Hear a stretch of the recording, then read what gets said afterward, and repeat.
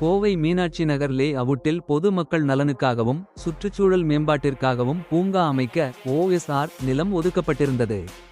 1.10 கோடி ரூபாய் மதிப்பிலான இந்த நிலத்தை கடந்த பல ஆண்டுகளுக்கும் மேலாக அரவிந்த் ஆக்கிரமிப்பு செய்து அனுபவித்து வந்துள்ளார். மேலும் அந்த பூங்கா நிலத்திற்கு பதிலாக தனக்கு சொந்தமான மாற்று நிலத்தை மாநகராட்சி எடுத்துக்கொள்ள வேண்டும் என்றும் அவர் கோரிக்கை விடுத்திருந்தார். இந்த வழக்கில் கோவை மாநகராட்சி தரப்பில் வழக்கறிஞர் பூர்ணிமா கிருஷ்ணா மூலம் சுப்ரீம் கோர்ட்டில் பதில் மனு தாக்கல் செய்யப்பட்டுள்ளது. அந்த மனுவில் மாநகராட்சி ஆணையர் கூறியிருப்பதாவது: அங்கீகரிக்கப்பட்ட லே அவுட்டில் பூங்காக்கள் மற்றும் விளையாட்டு மைதானங்களுக்காக ஒதுக்கப்படும் நிலங்கள் பொதுமக்களின் நலனுக்கானவை.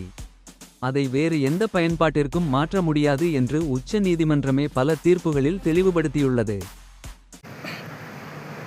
என்னுடைய பேர் SP தியாகராஜன், சமூக ஆர்வலர்.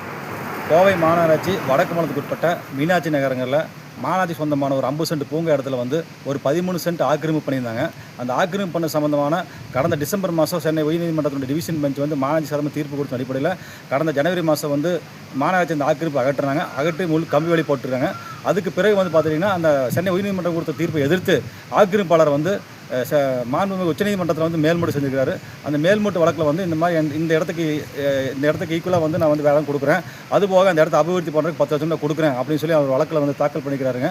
அந்த வழக்கில் கோவை மாநகராட்சியும் வீட்டு வசதி துறையினுடைய அரசு செயலாளரும் இந்த மாதிரி இது வழிவகையே இல்லை, சட்டத்தில் எந்த விதமான இது ஏற்றுக்கொள்ள மாட்டோம், இந்த இடத்த ஆக்கிரமிப்பு பண்ணிக்கிறாங்க அப்படிங்கிற விதத்தில் அவங்க மனு தாக்கல் பண்ணிக்கிறாங்க.